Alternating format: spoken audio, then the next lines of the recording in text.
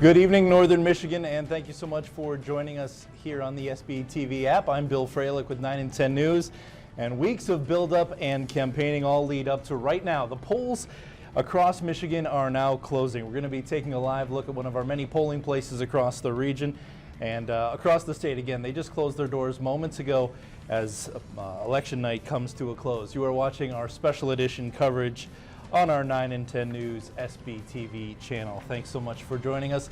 And nobody really has you covered for your local and Democratic primary election like our news team here at 9 and 10. We've got reporters sprawled all across Northern Michigan to bring you the most complete election night coverage. 9 and 10's Eric Lloyd is going to be joining us. He's covering the Biden campaign as Joe Biden and his wife spent the last couple of hours of today's primary campaigning in Detroit. We will also have our CBS reporters bringing you the very latest from the Bernie Sanders campaign.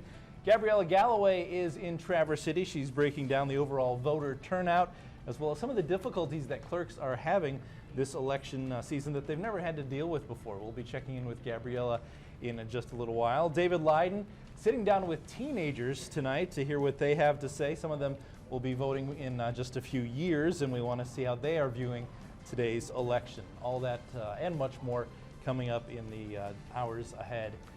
So we appreciate you staying with us. First up, though, the youth vote has really been making a much talked about impact. It's been a big topic among the Democratic candidates in the primaries for months now.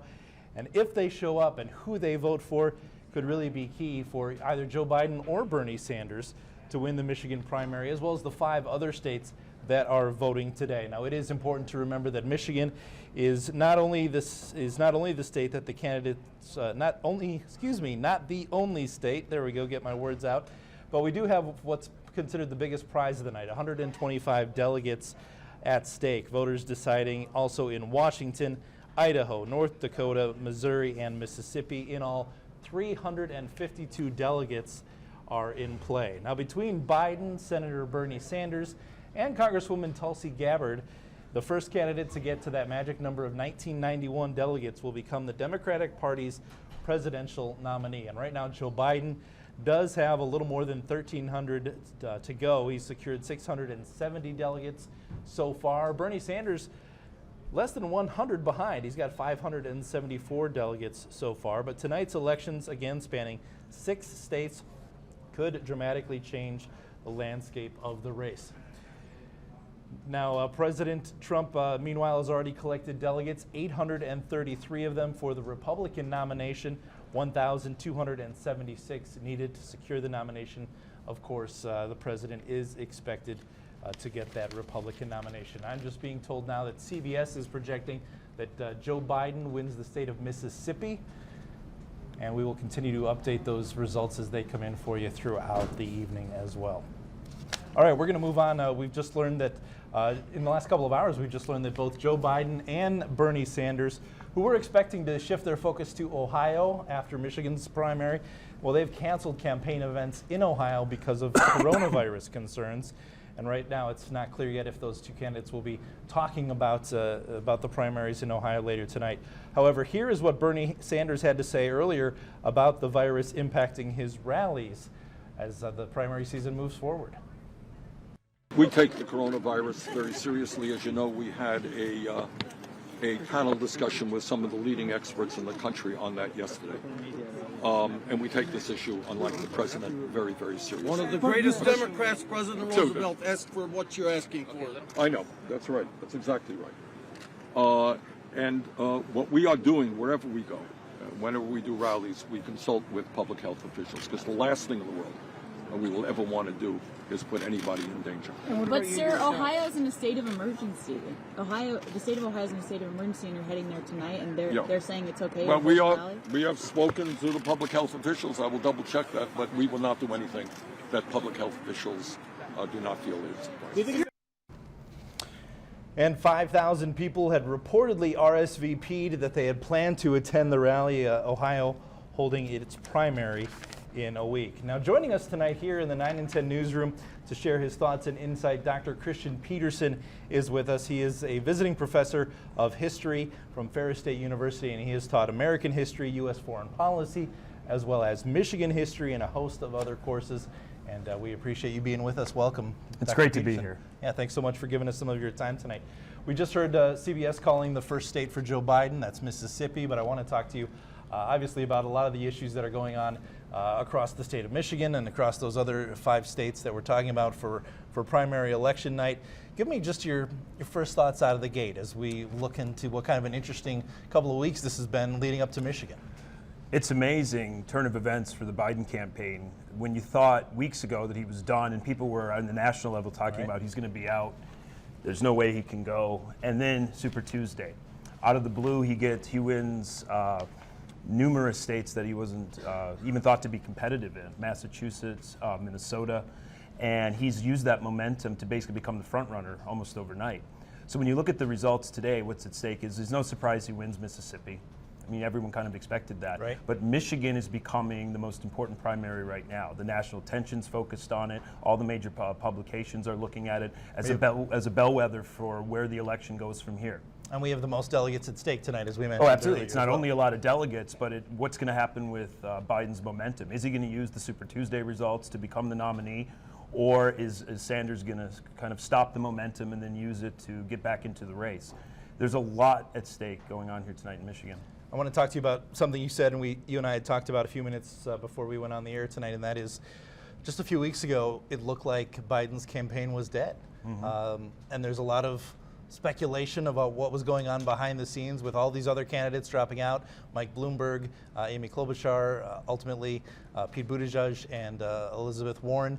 So what in your mind led up to this massive sway all of a sudden in the last minute? And it seemed almost, I don't know, just it seemed so sudden leading up to Super Tuesday, all of a sudden at the last minute, just this monumental shift. Well, I think the most important factor was Biden won the South Carolina primary.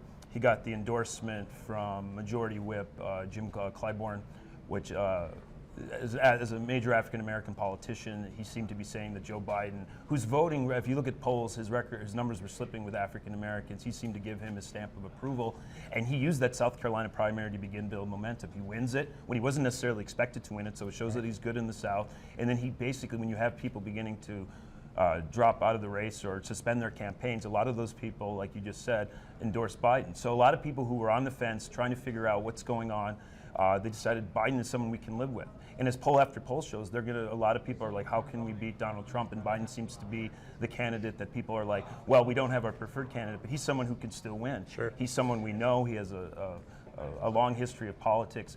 So Biden seemingly comes out of the blue, but he's a candidate that doesn't seem to have a lot of the negatives associated with others. We have been hearing all along, though, from Bernie Sanders, I'm the guy who can beat Donald Trump. And it almost seemed to me like that campaign was a little shell-shocked by this mass turn of the tide for Biden. They were absolutely shell-shocked. Everything I read suggests I didn't see it coming. It seems like a quote-unquote, a lot of moderate Democrats at the pretty much right up to the last minute were still trying to figure out what to do, and they've just broken toward Biden.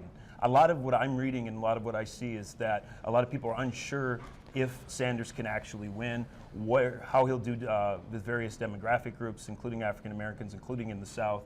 And Biden has been effectively, through a lot of shrewd political strategy, which I can say more about, has been able to make the argument to a lot of people on the fence is that not only can I keep the Democrats that brought us to our wave of success in the House of Representatives in 2018, I can also win a lot of the Democrats who are, when I say Democrats, people who voted for Obama in 2012 and then switched and voted for Trump in 2016. I can win those back. And that's why he has to do well in Michigan, because if he can show strength in electoral strength in Michigan, that he's winning back voters who went to Trump in 2016, that's a winning combination to kind of unite the party and win people on the fence. That's what Biden hopes to show here tonight by a good showing in Michigan.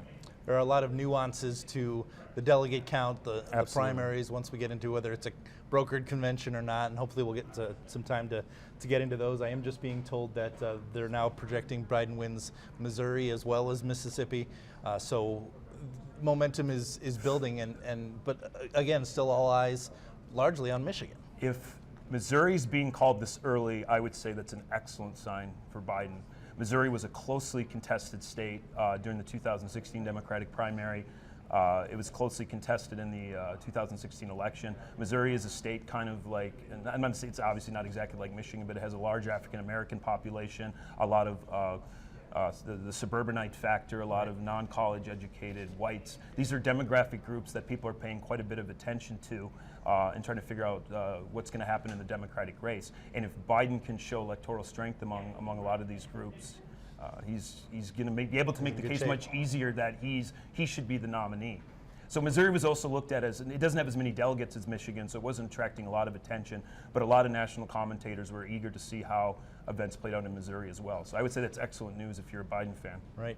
Do you play into the argument at all? Do you buy into the argument, rather, that there's a lot of backroom deals going on with Biden maybe starting to make promises to who else he's going to want, in the cabinet, for example, or why all these candidates dropped out almost instantaneously, right after another, like dominoes, they just fell right out of the race? Yes, to a certain degree. There's always backroom political dealing. I mean, I'm not going to get here up and tell you this is what happened. But there's no doubt there's jockeying for position. It surprised a lot of people how quickly he got a lot of endorsements from his rivals. Kamala Harris here was doing a campaign rally for him, and she went after him quite hard in the early parts of the debating season. We'd be naive to think that there aren't backroom deals, but I think at the end of the day, you've got to keep in mind too about Sanders is he is technically an independent who caucuses with the Democrats as a senator. His relationship with the Democratic establishment has been uneven, and the more I kind of follow the campaign and read about Sanders, a lot of Democrats are not happy the way he's kind of bashed the Democratic Party, that the Democratic Party needs to be made over. It depends on your viewpoint, obviously, right. But a lot of Democrats who really are proud of the Democratic Party and want to be, for lack of a better word, they want the Democratic Party to do well, are uncomfortable with Sanders. And this is even outside some of his radical, quote-unquote radical ideas, might be a better way of putting it. So a lot of Democrats are more comfortable going with someone like Biden, who's been a lifelong Democrat, who's been proud of his party, as opposed to Sanders, who sometimes, for a lot of reasons we can get into, has had a sometimes rocky relationship. Right.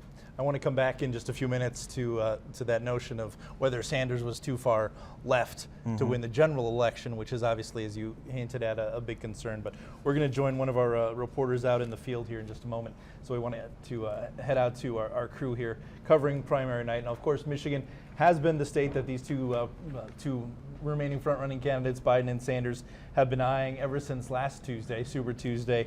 And they've got the biggest delegate prize, as we've said, awarded tonight is Michigan.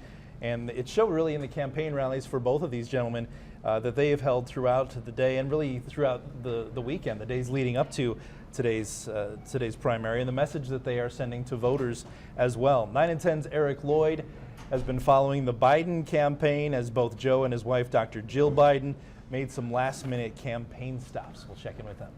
Well, it's primary day here in Michigan, and despite having major leads in polls, the Biden campaign didn't want to rest on their laurels or their lead heading into the day. On Monday, 3 stops by the former vice president, another stop at an auto assembly plant this morning, and then his wife, Dr. Jill Biden, making 2 stops across the state, and we caught up with her, the first one at a science center in Lansing.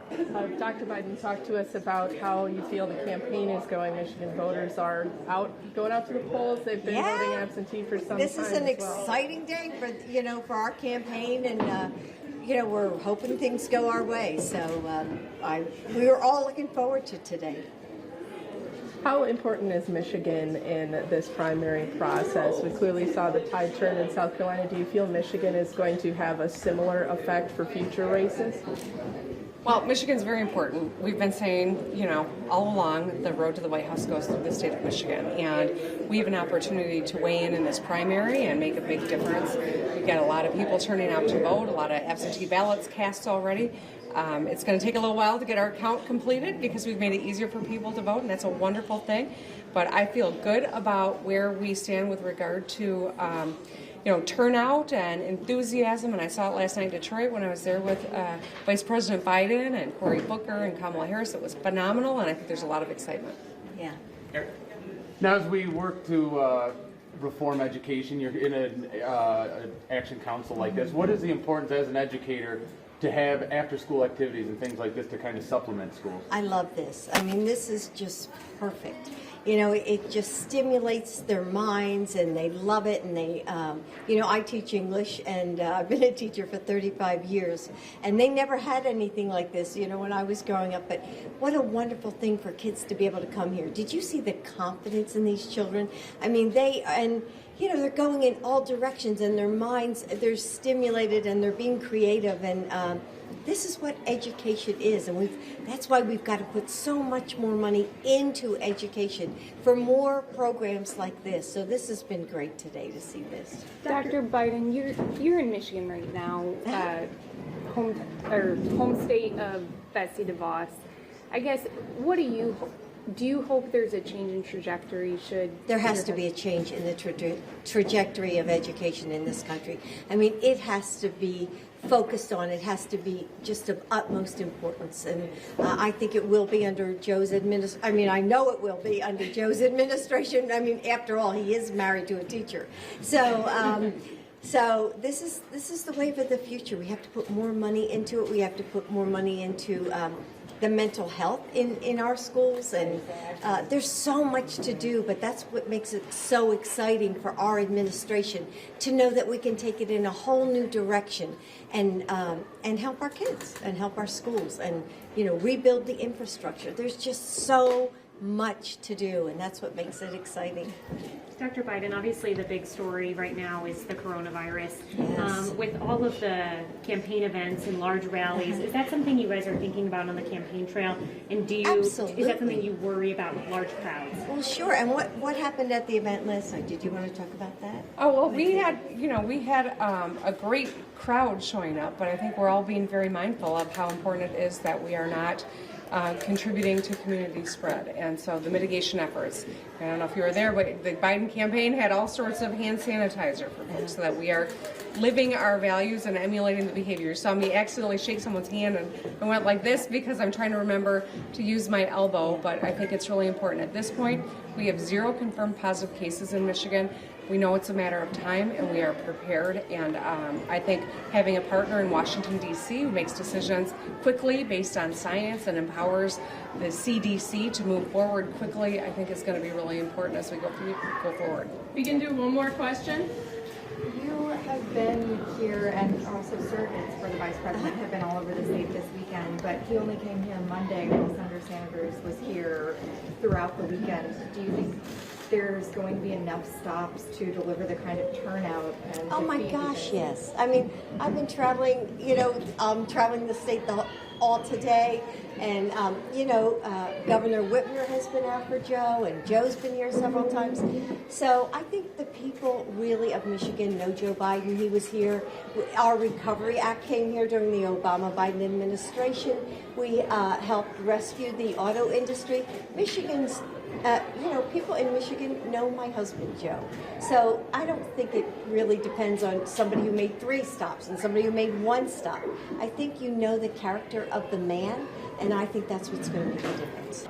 After meeting with those kids at the Science Center in Lansing, she hit the road towards Flint, where she met up with a student-run business incubator that looks to help renovate the city through young entrepreneurs, and she had this to say. Well, I think, it's great what's happening here. I mean, you can see all the ideas. I've never seen a space like this. It's just so inspiring to see people who want to go into business, create new things, have new ideas. And so it comes from all different places. And STEAM education is one of those, is just the beginning. And you can see how all these different ideas, it's just about creativity. Yeah. Thoughts on, being here in Michigan, here in Flint? What are you taking away from from this trip? Well, it's great to be here in this space, and I'm trying to get to different cities in Michigan. Michigan is very important to us, and so I feel good about the race, and with Cynthia in it, and we're in it together, right? That's right. Yeah, we're going to do this. So it's just.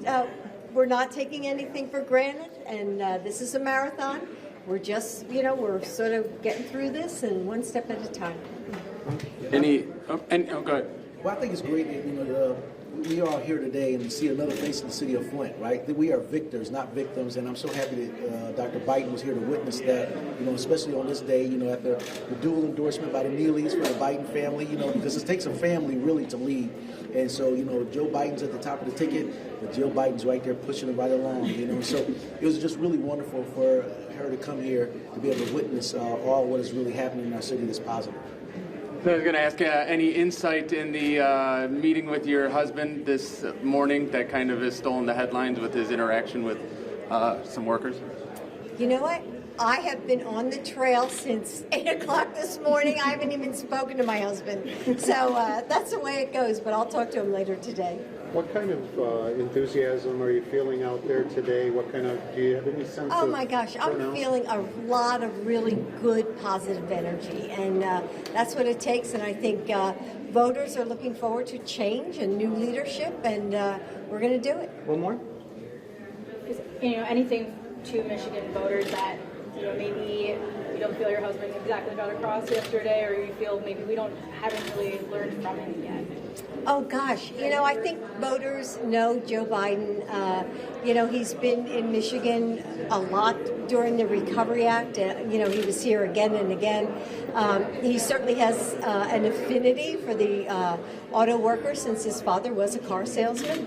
And so I think this, we're very familiar with Michigan, and I think it feels like home, and we have a lot of support. Now, as we wait for the final results to roll in, which may take a few days here in Michigan, there's not going to be a big rally of celebration in the Biden campaign. In Cleveland, they had a rally scheduled. It has been canceled due to concerns over the coronavirus. There's no word on future cancellations as the campaign rolls on. In Lansing, Eric Lloyd, 9 and 10 News.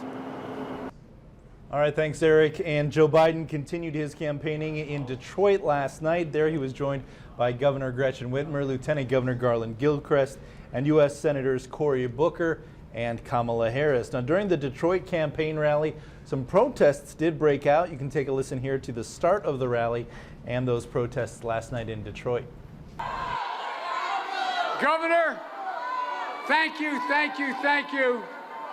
Thank you for your support. Your willingness not only to support me, but to serve as one of our national co-chairs has sent a powerful message all over Michigan and beyond Michigan. So, Governor, when I hear that great line you say, just fix the damn roads, well, let's just fix the country. Because we can do that. Just over a week ago, the press and the pundits had declared this campaign dead. Then South Carolina spoke. Then Super Tuesday spoke. And the turnout was incredible. And now tomorrow, Michigan, Mississippi, Missouri, North Dakota, Idaho, Washington State, you will be heard. And Michigan, I'm counting on you in a big way.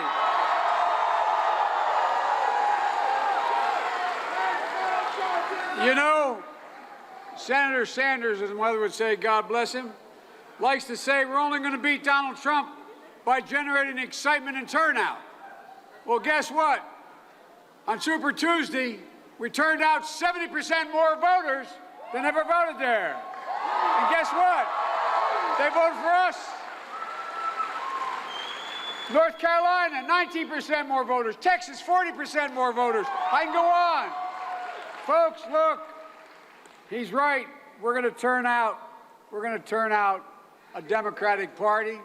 We're going to turn out a party that is supported by the backbone of this country. Look, the fact is that this movement we started and all of you are part of is generating an incredible amount of motion around the country. Folks, we can't create a movement without there being it powered by being people who have been the base of the Democratic Party. I didn't. Are you with Donald Trump?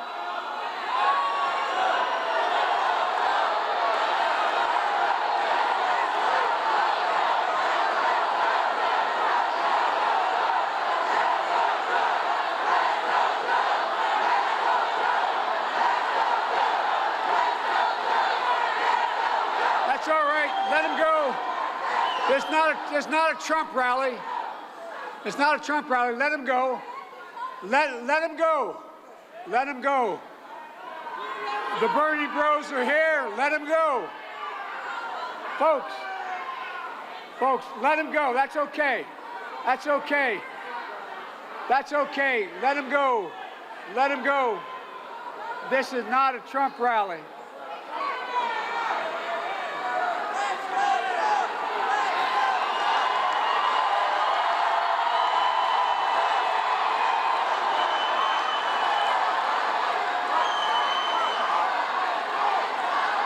This movement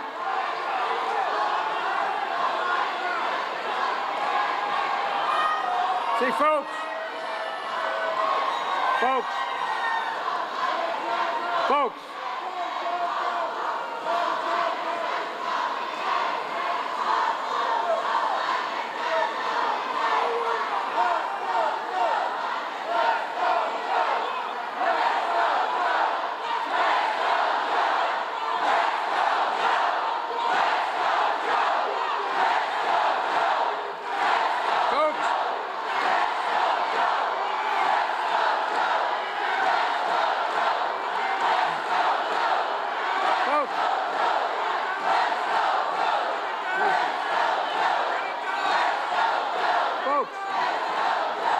look, this what's wrong. And again, that's Joe Biden at the campaign rally in Detroit last night. We're getting some early return numbers now. We don't have a lot of information in yet, but just early returns showing Joe Biden with about 40,000 votes here in Michigan, and he's leading Bernie Sanders by 9,000. Sanders coming in with about 31,000 votes so far in those early returns. Now you can track some of the momentum from Joe Biden's campaign, especially over the last week, due at least in part to the endorsement of Michigan's Governor Gretchen Whitmer soon after he won the South Carolina primary and a majority of those states on Super Tuesday. She was one of the first Michigan elected politicians to endorse Joe Biden. Well, Detroit, I am thrilled to be here with you because I got to tell you, I felt better in the last 10 days than I have in 10 months. Do you feel me? And here's why. I decided to jump on and endorse Joe Biden. And you know why? Because Joe knows Michigan. Joe cares about Michigan. He cares about people like Michigan all across the country. We know healthcare is personal, right? Well, I gotta tell you, as a 29-year-old, I became a member of what's known as the sandwich generation. That means I was sandwiched between two generations of my own family for whom I was the primary caregiver. My mom, as she was dying of brain cancer, and my daughter, who was a newborn. That doesn't make me unique because there's a lot of people that are doing that. But I was also fighting an insurance company that was wrongfully denying my mom's chemotherapy.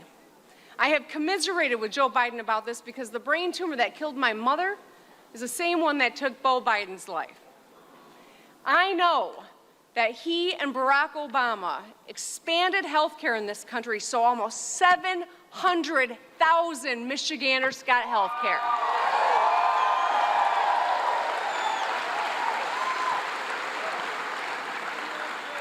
And if that's not personal enough to many of us here in Michigan, I'll tell you what else is.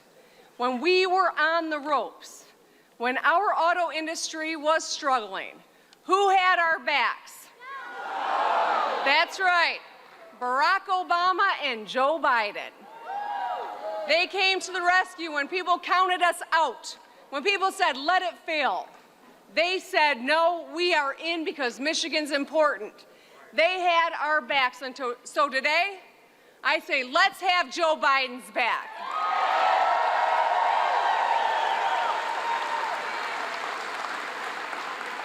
In a political discourse where it is so nasty, where people are looking to fracture us and divide us, burn bridges, build walls, we need someone who will build bridges, and that's who Joe Biden is.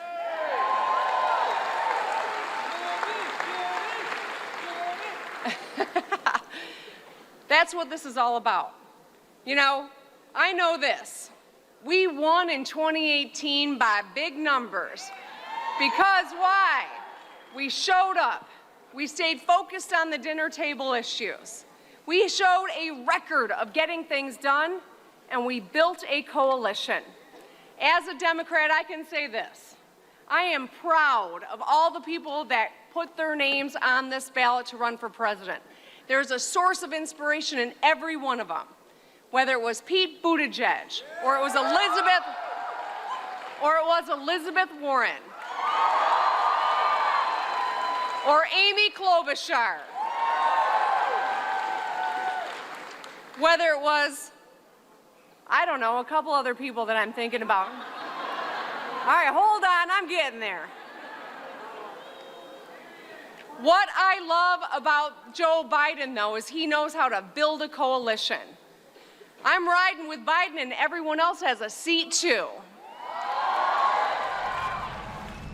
And that's Governor Gretchen Whitmer speaking at the Biden rally, and that was yesterday in Detroit. Biden also in Detroit today, meeting with automakers, and I want to talk about that just for a quick moment. Again, joined by Dr. Christian Peterson from Ferris State University. Thanks again for being here. You said, we talked earlier as well, you saw a little bit or heard a little bit about this verbal scuffle that Joe Biden had with one of the auto workers. Yeah.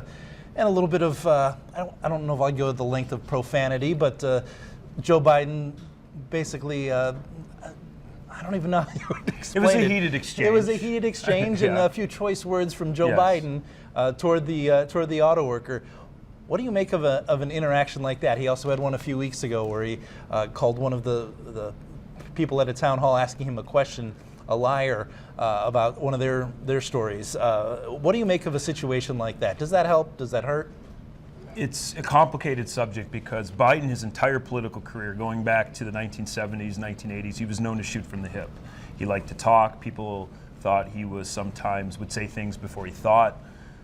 Maybe thought about the consequences of what he was saying. So Biden's always had that reputation. Yeah. Now, a lot of it depends on the context of when it's done and how it's done. I think some people will like the fact that he's authentic, that he's willing to challenge, that he's not, a typical politician who just goes through the motions and just says things that are scripted. Some people will say that that's unprofessional. Some people will say that this is why we don't. Unpresidential. Yes, exactly. These types of things. A lot of it it's in the eye of the beholder. I do think, though, and I have no evidence to back this up other than a hunch, is that he's doing it in a calculating fashion because he wants to appeal to the average American. What I mean by that is one of the reasons that a lot of people think the Democrats lost the last election is that they didn't appeal to the quote-unquote average voter, especially among white working class, non-college educated. So they think that he might be able to appeal to people by having some air of authenticity. Now, whether that plays out is another matter, because you also can look at it from the perspective of people who actually support the people Biden got into arguments with. Now, they'll have a completely different angle.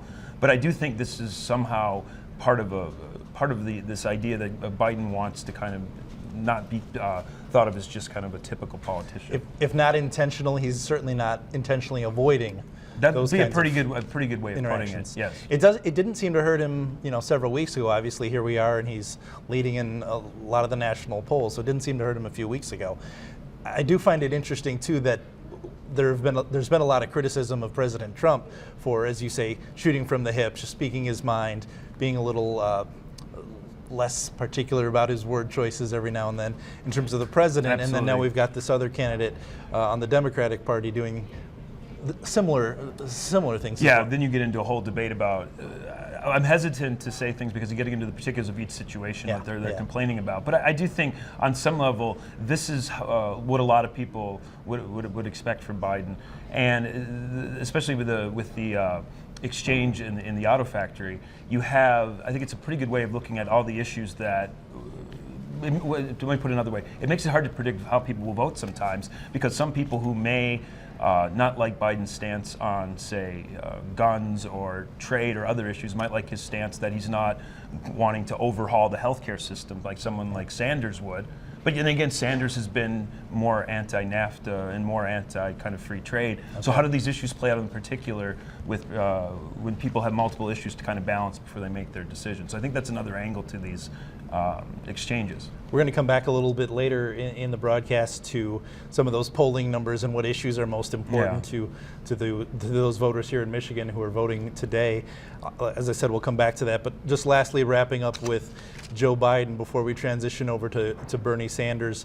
And really this applies to both of them. In terms of the polling numbers, how much stock do you put in those at this point, especially given what happened in 2016 when there's a lot of criticism that the polls were just flat out wrong? A loaded question, but an important one. In general, I would put some stock in them, but not a lot. Like, it would not shock me if they were completely wrong. And the more I read on the subject, pollsters don't have all the answers to figuring out why they get things wrong. Now, they have a lot of hypotheses about, not voters who are giving false answers, or they can't contact enough voters, especially non-college educated voters who live in rural areas. They don't seem to know how to contact them. People that actually don't show up when they say they're not. They've come up with all these different reasons for these poll problems. I think you have to look at it. Polls are a tool. They give you insights, but you're never going to fully know until the votes have gone down. So at the end of the day, when I read polls, I'm like, maybe. And then I kind of then say, we'll see what actually happens. And I know that may come across as a wishy-washy answer, but democracy, as we practice it in America, our version, sometimes can be unpredictable. And a wishy-washy answer is safe. I mean, we learned that 4 years ago. We learned that with Obama. Has it ever done well for anybody to basically guarantee results on anything? I mean, look at it. I mean, not to go too far down the history path, but when almost everyone was convinced that Harry Truman would lose the 1948 election. I mean, to the point newspapers were pointing, with headlines that Dewey defeats Truman. So, I mean, this is not completely unprecedented that you get poll numbers wrong. And the more experts, and I don't want to speak, I'm not an expert in journalism or media or how polls are done. I'm a historian, so just, you've got to, people out there remember that. At the end of the day, it's a difficult thing to do. You're making educated guesses, but I would say this: you really get into murky waters when you basically seem to think that you've got an answer to get into the minds of people. I found that is almost an impossible task. You can make general guesses, but you can never really know until it's all said and done. And Bernie Sanders certainly banking on the possibility that those polls are wrong, looking forward to what he hopes is a proverbial upset tonight. Absolutely. He's got evidence to back it up on some level. I mean, he's right that the polls are off in 2016. He did it 4 years ago. I would not say it's a crazy idea. I mean, I think there's... If Sanders wins and defies the polls, I don't think it would be shocking. Like, I wouldn't sit here like, oh my gosh. What happened, right? But then again, I would, based on what has happened so far in the election, where Biden is showing strength among African Americans, he's showing strength among suburbanites who may trend in the past toward the Republican Party. He did very well in Virginia with all demographics that people are looking for: college educated, women, especially in the suburbs. He did better than expected among non-college educated whites in Virginia. Okay. The rates of voting were up. So if those patterns hold from the others that we saw on Super Tuesday, he should win in Michigan. But we'll see. Should. All right, we're going to talk about the delegate count, and I'm just getting some numbers in that Joe Biden's lead in Michigan is still over Bernie Sanders. We've got 700 delegates now for Biden, over 577 for Bernie Sanders, and Biden up by about 4,000 votes in the state of Michigan at this time. We're going to switch to the Bernie Sanders campaign. Senator Sanders, who put the finishing touches on his campaign in Michigan today before leaving for Ohio. The Democratic candidate told supporters that he believes he is still the strongest candidate to defeat Donald Trump in November. In terms of what Trump is doing, I honestly believe that we are the strongest campaign to defeat the most dangerous president. That's right. That's right. We're going to defeat him because we are the campaign of energy and excitement. Yes. We are the campaign that brings people together, not divides them. We are the campaign that is appealing to the aspirations and dreams of young people all across this country. That's right. And it is young people who will determine the future of this country. And in a general election, we're going to bring them out and bring them out in big numbers. That's right. Last point that I would make here in Dearborn. We are going to end the divisiveness, the hatred which comes from the White House today. We are going to bring people together. We have to win them all. And, we are, 80 or 90 delegates behind. We got a whole lot of delegates to go. And I think that at the end of the day, in a two-person race, when our record is compared to Biden's, when our vision is compared to Biden's, when we have that debate in Phoenix, I'm feeling pretty good. And this weekend, Bernie Sanders had a campaign rally in Grand Rapids, and he also talked with 9 and 10's Chloe Keipel. You may have seen part of that interview on the Weekend News here on 9 and 10. But here's a look at their longer conversation. Good afternoon, Senator Sanders. Thank you so much for joining us. Let's just jump right in. Traverse City, Michigan is known as the cherry capital, but recently local farmers have been struggling to make a profit because of competition from cheap foreign imports. How would your trade policies help northern Michigan farmers? Well, I believe in trade policies that benefit workers and farmers, not just the CEOs of large corporations. And I got to tell you that for Michigan in general, the trade agreements like NAFTA and PNTR with China were in fact a disaster and resulted in the loss in Michigan alone of some 160,000 good-paying jobs. I voted against NAFTA, I voted against PNTR with China, and my opponent, as it happens, Joe Biden, voted for both of those agreements. That's one of the important differences in our record. Thank you. And we have a lot of hunters in our community. What is your message to them about gun ownership and gun control? Well, I come from a state which is a very, very rural state. And we have a whole lot of hunters in Vermont.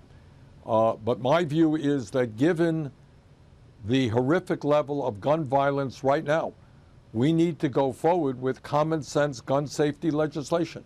And that means we do need universal background checks. We do need to eliminate the gun show loophole. And we do need to ban the sale and distribution of assault weapons in this country. Thank you. And what is your plan to protect the Great Lakes?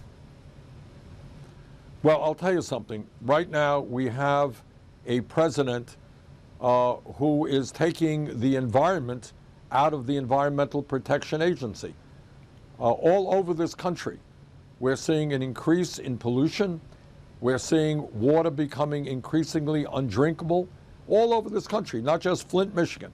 When people turn on the faucet, the water that's coming out is toxic. So we need to have an Environmental Protection Agency that actually protects the environment and not the polluters. Now, the other things that we have got to do as a nation is to raise that minimum wage to a living wage, at least $15 an hour. And I believe that we've got to join the rest of the industrialized world and guarantee health care to all people as a human right through a Medicare for all single-payer program, which will save the average person substantial sums of money, will lower the outrageous cost of prescription drugs, which in some cases in this country is 10 times more than it is in Canada or other nations. Thank you. And on the note about the environment, how do you feel about Line 5, an oil pipeline that runs through the Straits of Mackinac, and how do you plan to help Michiganders meet their energy needs? I'm opposed to the pipeline. I believe in what the scientists are telling us. And it's important that we listen to the scientists, unlike Donald Trump, who is ignoring science. And what the scientists are telling us is that climate change is an existential threat to our country and, in fact, to the entire world. And if we don't rapidly and aggressively transform our energy system away from fossil fuel to energy efficiency and sustainable energy, and in the process of doing that, I believe we can create millions of good-paying jobs. But for the sake of our kids and future generations, we're going to have to transform our energy system here and all over the world. That's what the scientists are telling us. I believe in science. And last question, why should northern Michigan voters support you? Because I have spent my entire adult life standing up and fighting for working families in this country. Many of the ideas that I advocated even 4 years ago helped transform the political conversation in this country. We need a president not only who is going to defeat Donald Trump, the most dangerous president in the modern history of this country. We need a president who has the guts to stand up to Wall Street, the insurance companies, the drug companies, and all of those big money interests to exert such enormous impact over the economic and political life of this country. We need a government that represents all of us, not just the 1%. And I believe I am the candidate to bring that about. Well, thank you so much, Senator Sanders, for your time. Thank you very much. Thank you so much. And that's our own Chloe Keipel with 9 and 10 News. I want to talk with Dr. Peterson in just a couple of minutes, come back to some of those answers from Bernie Sanders. But first, we're going to move on to some of the comments from the rally in Grand Rapids. And one of the voters there who talked about why they were voting for that senator coming from Vermont, he cites how they believe that Sanders targets the youth vote and also comes across as very authentic. I brought about a lot of people with me. He has been the same person since, forever. He's a social justice man. He fights for the common person. He wants universal health care. I personally know a lot of people that are affected by the medical industry, like bankruptcies and just not being able to go to the doctor. And then this election's like, oh, we have to stop Trump. He fights for the common man. He has the empathy that you look for in a person.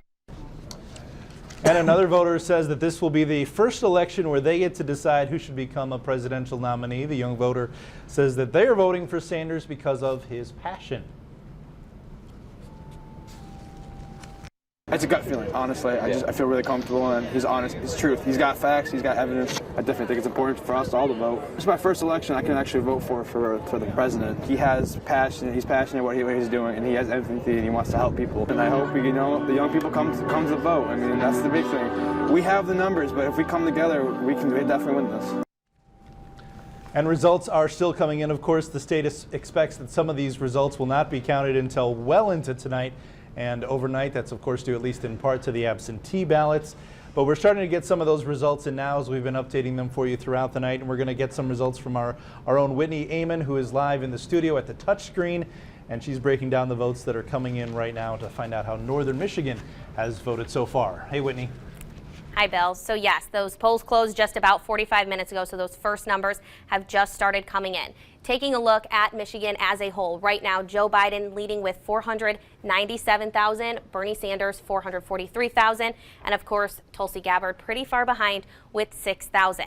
Now let's take a look at some of the counties here in Northern Michigan. Of course, all of the blue are the ones Joe Biden is winning in currently, Bernie Sanders with the green. Just taking a look at Marquette. Bernie Sanders pulling out the win with 351 so far, Joe Biden with 158. Also, Grand Traverse County with 2,332, Bernie Sanders 2,191. Now taking a look at the ones where Joe Biden is leading, Kalkaska County with 480, Bernie Sanders with just 246. Now heading more downstate, Bernie Sanders is pulling out the win here in Kent County, Allegan County, and Kalamazoo, along with Washtenaw, and Joe Biden here with Oakland County with 96,000, so a 30,000 lead over Bernie Sanders with 66,000. Now, as we have been telling you, we are still waiting to get even those first numbers from many counties across the state, and it could take even several days to get those final numbers. This is something we have been telling you about because of the changes to our voting system. That includes the expanded absentee ballot process and being able to register up until the polls closed tonight at 8 o'clock. We not only have crews out in the field working to bring you live updates throughout the night, but our newsroom is also busy working to bring you the up-to-the-minute numbers. Taking another look at our state as a whole, right now Joe Biden 504,000, Bernie Sanders with 448,000. I'll be here at the touchscreen all night, keeping a close eye on these numbers. Bill? All right, thanks, Whitney. I'm scrambling here and making notes as you share those with us. We appreciate it. So Biden up by looks like about 56,000 votes over Bernie Sanders right now as a state. One thing that jumped out at me just from what Whitney was sharing was that Bernie Sanders is winning in Grand Traverse County, for example. Obviously, this only matters so much in the grand scheme of things because it really matters at the end of the night where the grand totals are. But you see Southeast Michigan going for Biden at this point. There's a strong sliver there along the western edge, as you can see earlier on that map, where that's Bernie Sanders territory. Yeah, what it seems to me is you've got to look at places like Kent County will be a very important bellwether of where the election is going. Macomb County is also going to be looked at. I mean, one of the things that people pointed out in the 2016 primary is that Sanders tended to do very well against Clinton in typically Republican counties. So like you go out to the west, he did especially well in western Michigan, like Mecosta County, where I'm from, and others, that he seemed to do, just batter Clinton in these counties. And the way that the election got close was because Clinton made up for it on the eastern part of the state. So I would watch. one of the things that stood out to me looking back at the 2016 results is how much Biden defeated Clinton in Kent County. That surprised a lot of people that he had I do remember that. Yeah, he had such a huge margin. So then he gets into all these factors that we're looking for as bellwethers. How does, how many young people get out and vote? Not even getting into the whole debate about the absentee ballots, where they're going to fit into this. How are the suburbs doing, especially among women in the suburbs? Like then you get into the specific debates. But so far, if I'm looking at what I've seen so far, and once again, I don't have every up-to-date statistic, sure. But I would say the results so far are going pretty good for Biden, or pretty well for Biden if you look at what I've seen on the screen so far. Very similar to 2016 in terms of that stretch along the west, still remaining loyal to Bernie Sanders. That'll be interesting to see how that carries throughout the rest of the evening. And really, we've got this situation where you're talking about the young voters, for example, and we talked again earlier here in the newsroom. One of our colleagues, Ryan, said his cousin texted him from Michigan State, and he was in line for 3 hours, still waiting to vote. Most of the other comments I've heard, though, are walk in, walk out, no line at all. But that turnout is really a factor, and then which of those voters are willing to stand in line for 3 hours?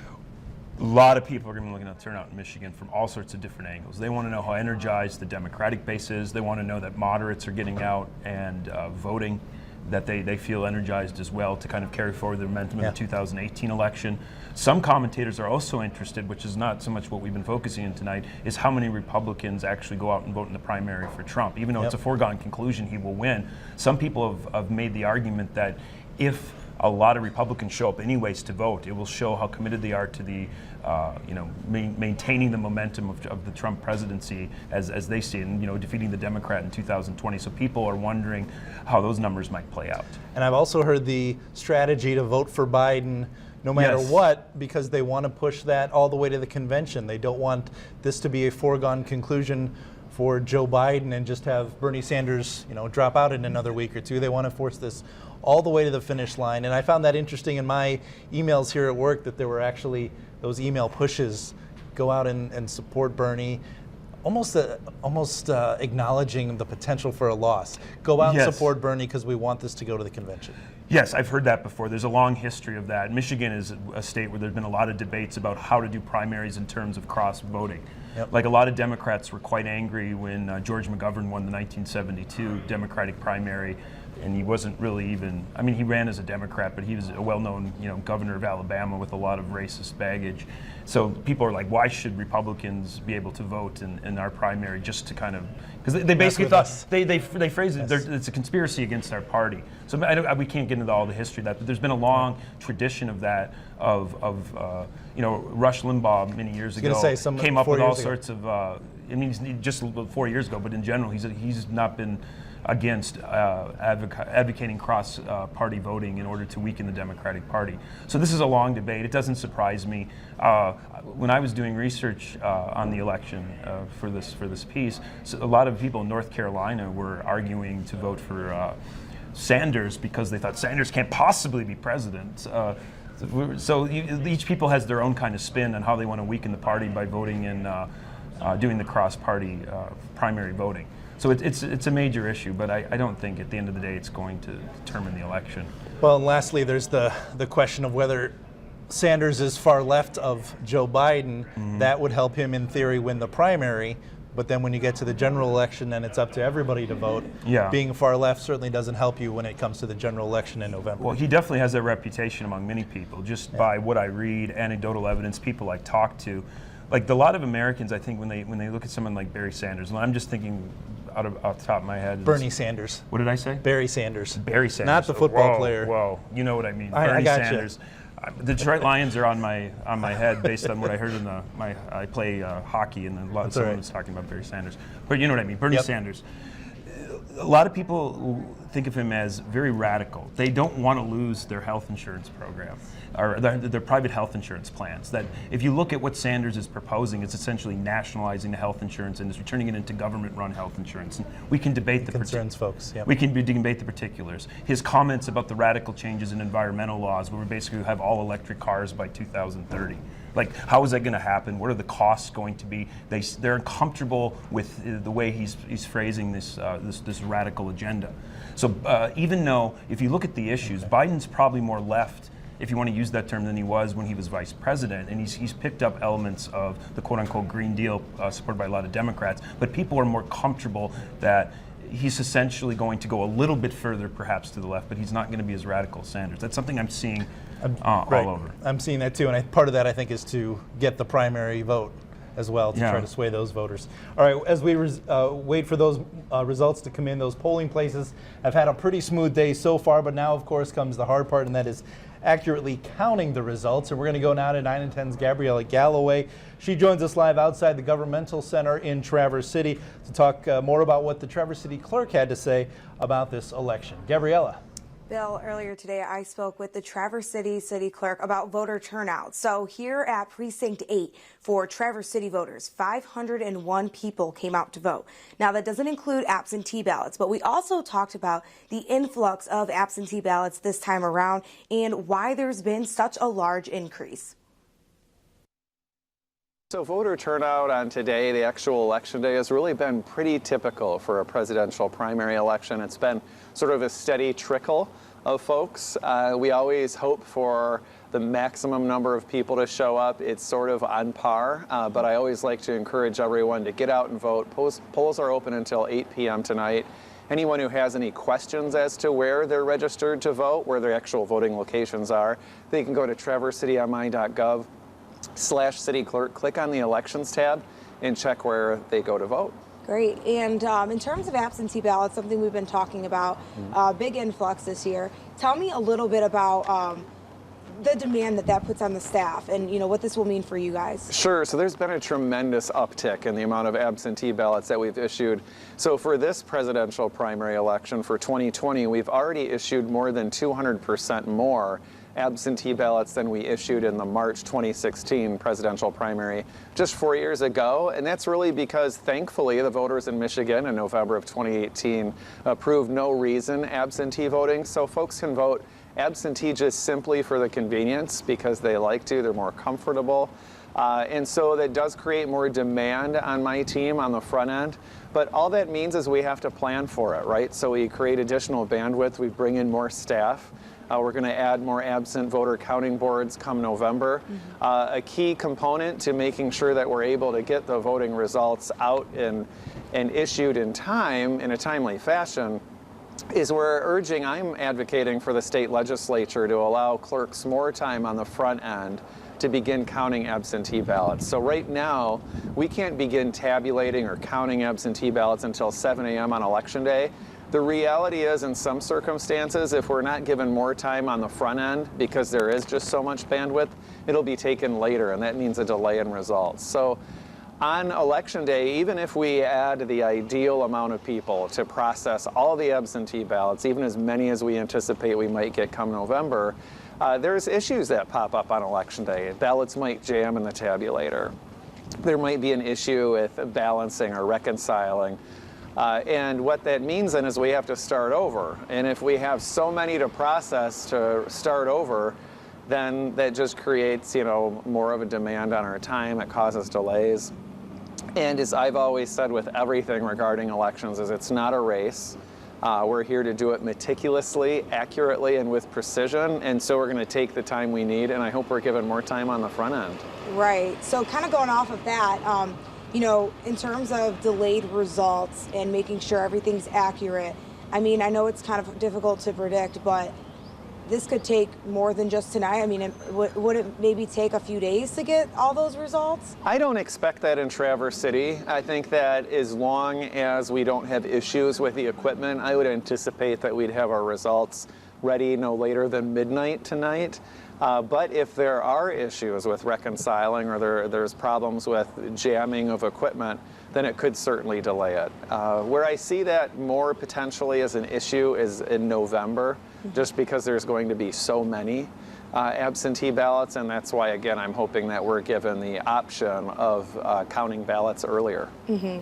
And you mentioned too, it makes it more convenient for voters to be able to utilize the absentee ballot. So do you think that more people will be voting, or it's more of a matter of, like you mentioned before, people just changing their method of how they vote? Sure, my hope is that it increases the overall turnout. I'm always going to hope and wish for the maximum turnout.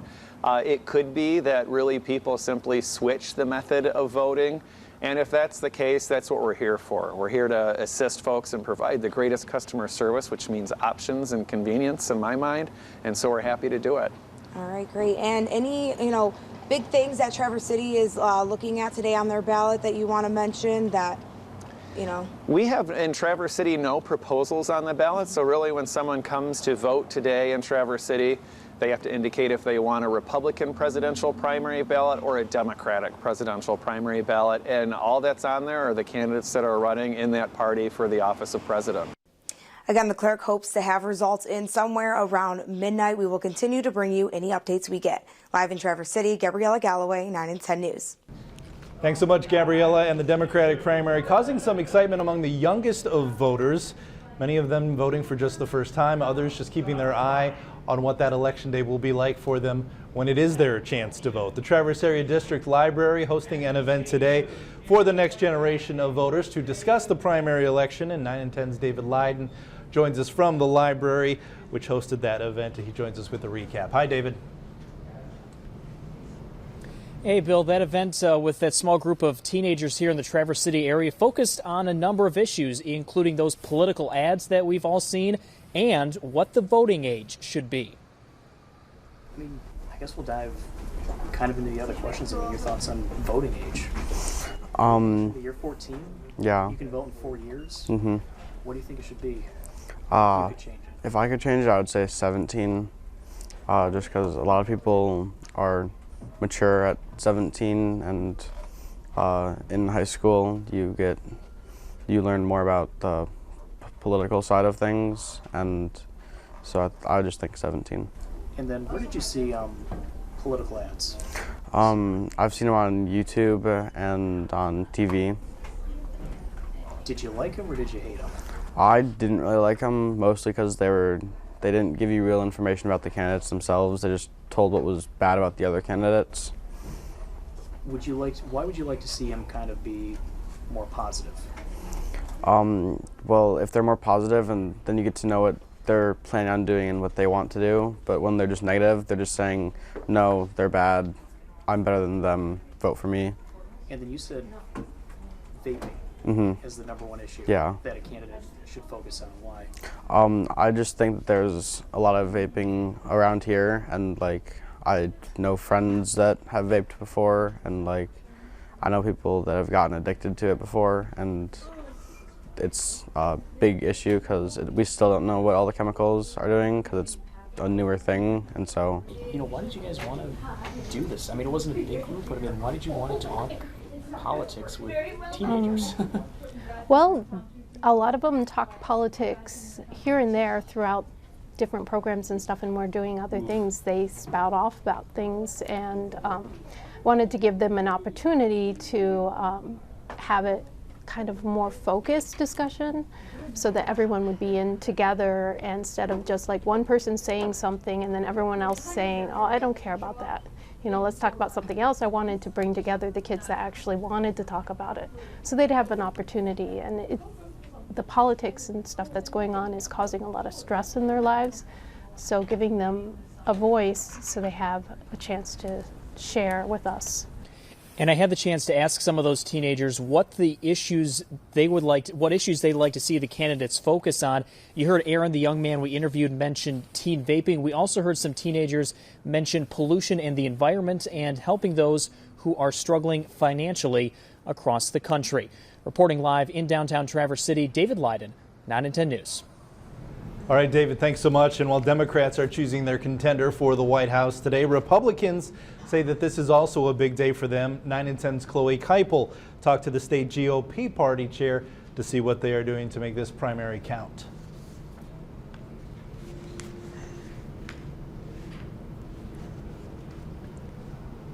We'll go to Chloe now if we can. Chloe, are you with us? Bill, hello, can you hear me, Bill? Yes. Bill, can you hear me? Yep, Chloe. Yep, you are up, Chloe. Go for it. Hi, Bill. Awesome. Thank you so much for having me. Yeah, no, the GOP was telling me earlier today that the election is very important for them, even though they're not choosing necessarily a presidential nominee because they already have President Trump as an incumbent who's doing really well in those polls. But they did tell me they want their base to get out to the polls and show their support for President Trump, and that's exactly what they hope to do today. We have recruited and trained over 250 volunteers from Marquette to Monroe for today's presidential primary. These volunteers will be deployed to polling locations all across the state. The primary focus of this is the ballot integrity and monitoring our Republican turnout in a real time. We believe that there will be about a 100% increase in absentee ballots. Our numbers are surpassing what we had expected. Our job was to make sure that we let folks across the state know that the law has changed. I tell everybody we need to let the president know that we have his back, not only in November, but in this presidential primary. No, I'm not nervous at all. The president trending well. He has not even come out with his campaign yet. It hasn't technically started. His message is a message of prosperity. Unemployment is at historic lows for women, minorities, Asians, African Americans, Hispanics. President Trump is putting China's feet to the fire in trade.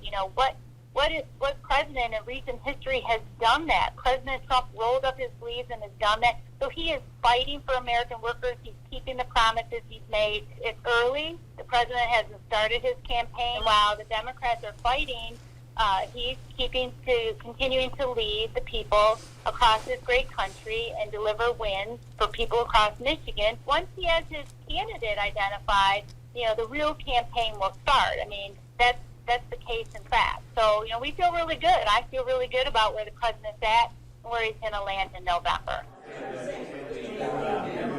And you can see there's a lot of enthusiasm here tonight. I'm at the Grand Traverse Republican Watch Party. All this crowd here, they're watching the results roll in real time. But the leaders do tell me it doesn't matter to them who the Democratic candidate is because they have that much faith and support for President Trump, and they believe no matter what, he will win in November. And we did have a chance to speak with the Grand Traverse Democrats as well. They had a busy day calling supporters and calling their voters and getting people to go out to the polls. I'm hoping for a big turnout that will show that people are interested, and it's just another evidence of our democracy in action. Are you supporting a candidate at this point? I am not, and nor is the party. I think there's 2, possibly 3 on your vision, good candidates to choose from, and we'll see what happens after the votes are counted. How impressed or excited are you about the turnout that's already been seen in the absentee ballots? We're very excited about the absentee ballot turnout. I think Proposition 3, that's now the law of the land in Michigan, is an exciting thing that people don't need a reason to be able to cast an absentee ballot. So we're very excited that that's being apparently very effective. What do you want to tell people who might be watching at 5 o'clock, 6 o'clock that haven't gone to the polls yet? Please vote, because your vote does count. We have evidenced that in 2016 by a very close presidential election in Michigan. Also, the primary in 2016 also was very close. So your vote really does count. And that's what I would like them to do. My message beyond that is no matter who the Democratic winner is, that Democrats need to get behind that person. How important is this election compared to 2016? Why is this one important? We think it's important because of the stark contrast of our candidates versus the president.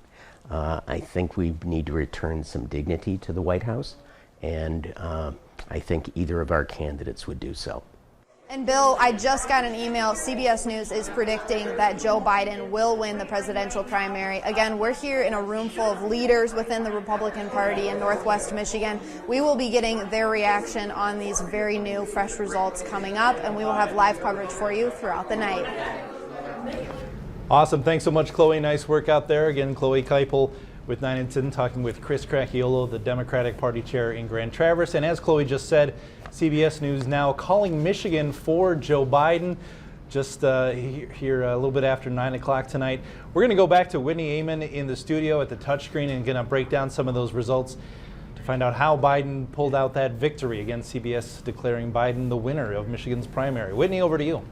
Yeah, Bill. So as you can see, we are still waiting on several counties to even get those first numbers in for the night. But again, as you said, Joe Biden is projected to win. Right now, those numbers, Joe Biden, 694,000, Bernie Sanders, 588,000. Now let's take a look at some specific counties and see how he was able to pull out that win across the state.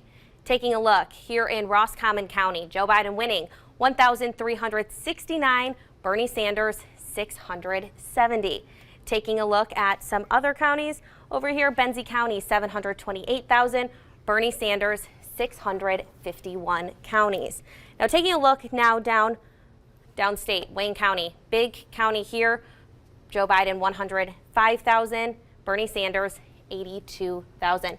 Now, of course, there are still a couple of counties where Bernie Sanders is pulling out the win, as you can see here in Washtenaw County, Kalamazoo, and Kent County, another big county that Bernie Sanders is pulling out the lead. Now, as for the final numbers, those still could take even a couple of days to get those final numbers. That is because of changes to our voting system. But as we mentioned, right now, Joe Biden is projected to win those final numbers, 694,000, Bernie Sanders, 588,000. We not only have crews out in the field bringing you live updates throughout the night, our newsroom is busy bringing you those up-to-the-minute results. Of course, you can stay with us both on air, online, on our website, all of our social media sites for the latest numbers. Bill? Awesome, Whitney. Thank you so much. And again, here with Dr. Christian Peterson from Ferris State University, as we're looking at that map, very heavily blue in the sense of blue is our color assigned to Joe Biden, and green to Bernie Sanders. Lots of blue counties up there. Yeah, I've seen Doctor. that. It surprises me, just seeing what I see here, how well Biden seems to be doing in the western part of Michigan and up into the UP, if those numbers hold. Sure. A lot of in 2016. The general consensus was Biden dominated Hillary Clinton in western Michigan, and that helped propel him to the surprise victory in the Democratic primary. But if Biden keeps those numbers up, I mean, we have every reason to believe that this is going to be the smashing victory he's looking for. Yep. And I'm sorry, go ahead. Well, it seems to me that the whole strategy of Biden was to bring out the younger voters, a new generation, and it seems to be right now that isn't panning out for him as he perhaps would have hoped. One of the things we had planned to talk about, and I guess honestly I wasn't expecting a decision or a projected winner this early, but one of the things I wanted to talk about was some of the polling data that we reported on leading up to Super Tuesday as it applies to Michigan voters. And one of the relevant ones that sticks out right now is the absentee voters. Yes. Overwhelmingly, those absentee voters polled said they were going to vote for Biden. But we also had a large percentage, I think it was, I'll pull up the numbers here, about 40% that said they still were undecided on election day as well. So two significant statistics coming into today.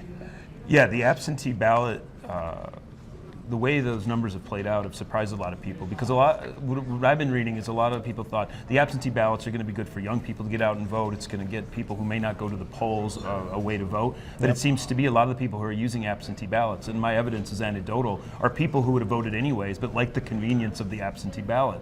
So you're getting a lot of people who are voting absentee ballot who would probably just would have showed up anyways and didn't want to wait in lines. And one of the things that keeps coming back from the polling data you showed me and suggest is how much Biden support has come very late, within the last couple weeks. Yeah. People who did not see themselves as voting for Biden all of a sudden are seeing him as the candidate who has the best chance of beating Trump. And that has played out very well for him in ways that perhaps we couldn't have even seen 3 weeks ago. Well, again, to those statistics, Biden was leading Sanders among the absentee voters, 32% to 13%. Among those voters that were planning to vote today, it was tied at 27% apiece. Again, this was before Super Tuesday, so this was before all the other candidates had really dropped out. But we were looking at projections from the polling of 29% for Biden, 22% for Sanders, 25% for all those who dropped out, and then another 16% still undecided. So again, as we were talking earlier about the polls, especially when you still have 4 other candidates in the race, it kind of almost nullifies some of these numbers, but it gives us a rough idea of what we're looking at. I think it's very important that Biden got a lot of those endorsements by the candidates who suspended their campaigns. I think that's really played to his favor. And a lot of undecideds, perhaps, once they saw that their preferred candidate had endorsed Biden, felt a little better about maybe supporting him.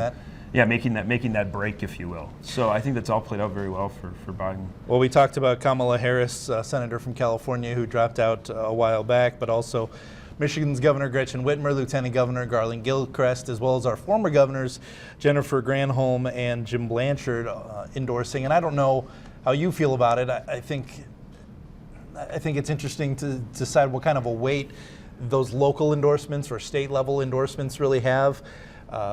For people who may, I don't even know who Jim Blanchard is, or I don't know who Garland Gilchrist is, much less. He's an interesting figure, but I think it doesn't hurt to get endorsements from politicians who. The Whitmer endorsement I think is interesting because she just won an election. She's promised to bring the state of Michigan together, and you can debate the merits of that, but she generally, she's thought highly of in national circles enough to give the response to Trump's State of the Union address. Right. So that's important to have that endorsement on board. But ultimately, endorsements are one thing. If these numbers hold up, I would, before I get into whether the numbers hold up, I would add that it's important for every vote to be counted because the way the Democrats proportionally give out delegates, it matters what the actual numbers are when they're all said and done. They don't have a winner-take-all. The Republicans, not to get into all the issues, tend to have a winner-take-all based on congressional district. So it will matter how the actual totals at the end matter tremendously. Once you hit that 15% threshold for Democrats, it matters. But ultimately, if he's able to get these endorsements and show strength with all the demographics that people are looking for as key to winning the 2020 election, this is a very good night if you're a fan of Joe Biden.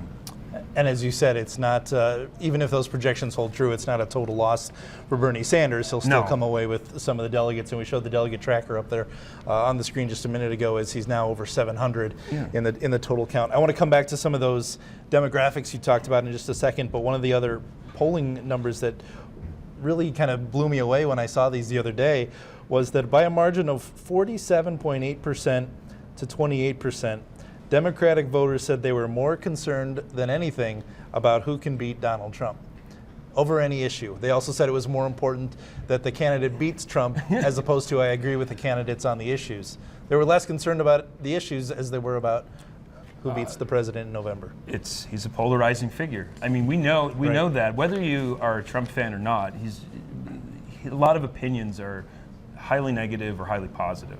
So when you have a president who, I don't think I'm speaking out of line here, he's been pretty obvious. He wants to excite his base. He wants to make sure he gets that kind of around 40% of the vote.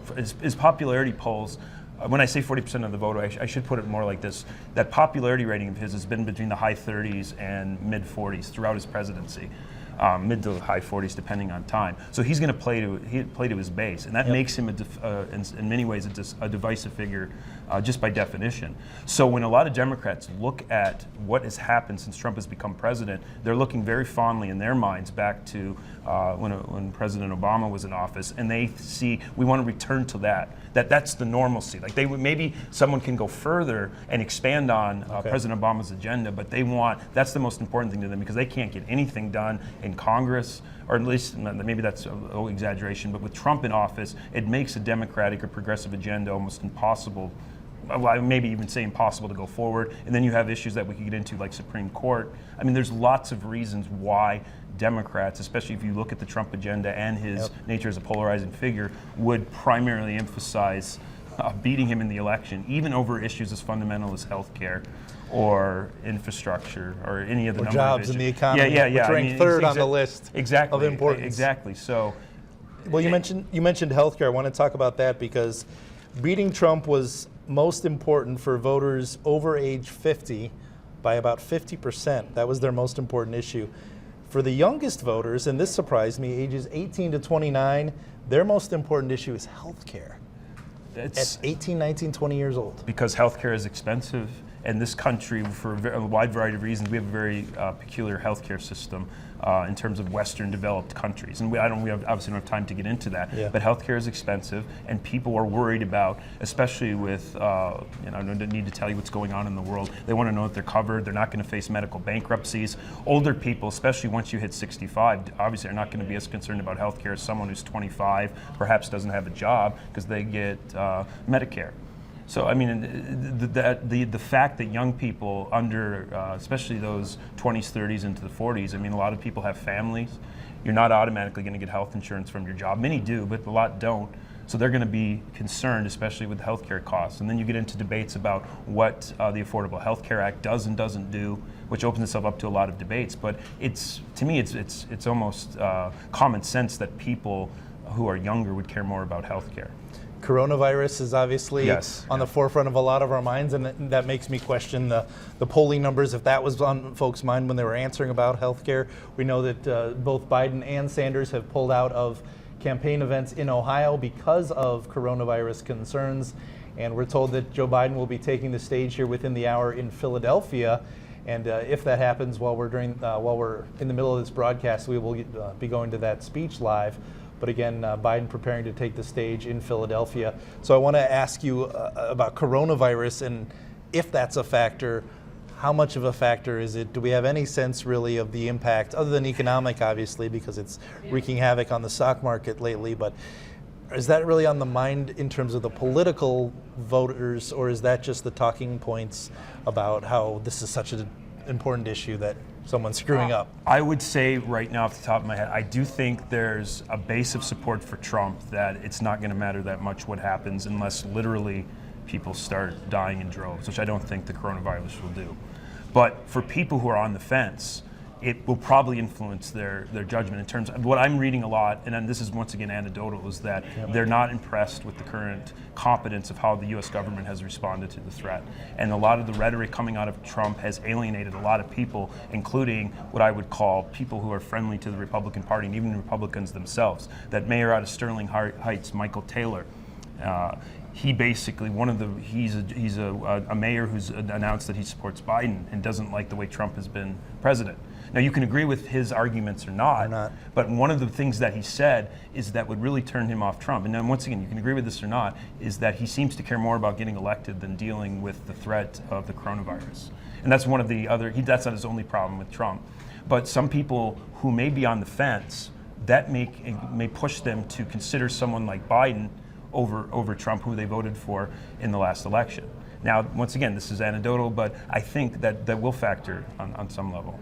I want to ask you as well, and again, if you're joining us late, CBS is projecting that Joe Biden is going to win the state of Michigan over Bernie Sanders. I want to ask you about some of the favorability and unfavorability ratings in that poll from last week. Yeah.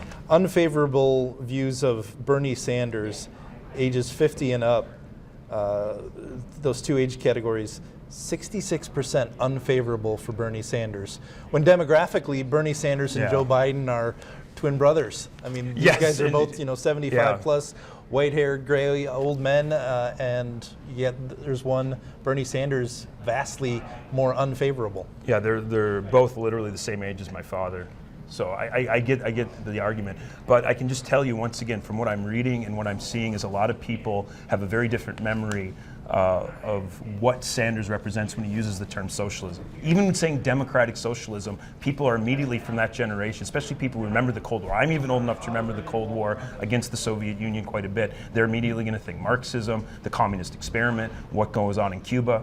Sanders did not help himself when you can get into arguments about it. I don't want to say those aren't intellectual debates, but he didn't do himself any favors in my view when he talked about very positively about Castro. Castro in Cuba. I mean, and you can get into nuances of what he said. I admit there's a debate there to be had. I don't think Sanders, you can say, wants to bring Cuban-style government and economy to the United States. I don't think that's fair. But that doesn't resonate in the same way with the 18 to 25-year-olds as it does with the 65-year-olds. They have a much different history. But think about the generation that's grown up. I mean, there's always been debates about income inequality, how well our system of economics functions. Does it disproportionately reward the rich over the poor? You had the financial crisis of 2008. They have a much different experience. There wasn't the threat of this global movement toward communism. I mean, communism in many ways, even communism like with North Korea obviously doesn't work and so forth, but the communist country that most people would have in mind is China, and people debate whether today that's even a communist country. If it's just now it's an authoritarian capitalist country, so they don't have a lot of the positive connections that you might have in the generation of my father in particular, who basically had, he worked for the city of Minneapolis and had a pretty, what I would call middle-class lifestyle with union job. Capitalism seemed to work pretty well for him and a lot of people in his generation. And some people, then you get into a lot of Sanders' arguments about the way our economy has changed since the 1970s, and whether that's because of globalization or specific policies. Like you saw the protests earlier in your newscast about Biden and NAFTA, the North American Free Trade Agreement that was signed under Bill Clinton. So it's a whole different mindset. I think people have to keep that in mind when they talk about these poll numbers. And almost a completely different level of understanding too. Yes. We're also taking into account that the 21-year-olds may have zero idea of what we're actually talking about. Yeah. No offense to those of them that do, of course, but they may not. Well, that's they may the not have job a of clue. educators. I mean, we've got to get into these debates at any level, high schools. I mean, my point is we can teach. We can help people better understand these debates. Okay. We're going to talk about Joe Biden coming up a little bit later tonight, and for the latest results, we want you to go to 9and10news.com. But we're going to send it live now to Secretary of State Jocelyn Benson, the Michigan Secretary of State, taking to the podium right now. We're going to find out what she has to say. She's speaking live there, I believe, in Lansing. Those changes, importantly, included enabling all voters to vote by mail or absentee without having to state a reason, and also enabling all eligible citizens to register to vote up to and on Election Day itself. These historic changes expanded access to our democracy, and we have seen hundreds of thousands of voters take advantage of their new rights in this presidential primary. Overall, nearly 1 million people voted by mail, nearly twice the number of absentee ballots that were cast in the 2016 presidential primary, and actually quite close to the number of absentee votes that were cast in the general election of 2016. Additionally, more than 13,000 people registered and voted today, with nearly half of that number, just over 6,000, doing so after 4:30 p.m. today. We don't have the exact data yet, but we expect that many of these people were young, first-time voters. It's a great thing. While this expansion of our democracy was historic, it also brings with it challenges for the more than 1,500 election clerks across our state. Their workload was significantly increased by the fact that our legislature did not allow them to begin processing absentee ballots prior to this morning, and that their offices are still now registering the voters who are waiting in line by 8 p.m. today. Only after these voters have been able to register and cast their ballots will those ballots begin to be counted. So for this reason, we do not expect to see a full picture of our election until tomorrow afternoon. While some jurisdictions did have the resources to staff their absentee counting boards as if this were a general election, others could not. And those jurisdictions that were able to do so will likely have a more complete, unofficial result tonight. Others will continue working through the night and into tomorrow to process and count all of their ballots. My office has been working overtime today and in the weeks leading up to today to support all of our jurisdictions, and we're going to continue to do that. We know that our elections clerks and their teams are truly the unsung heroes of every election, and we're calling on everyone to be patient and understanding as these clerks work to bring their duties to fruition with the highest integrity. We also want to be mindful that many citizens in our state who were in line today by 8 p.m. have yet to cast their ballots, and we want to respect the integrity of their vote as well. Thank you all for joining us tonight, and I'm happy to take questions.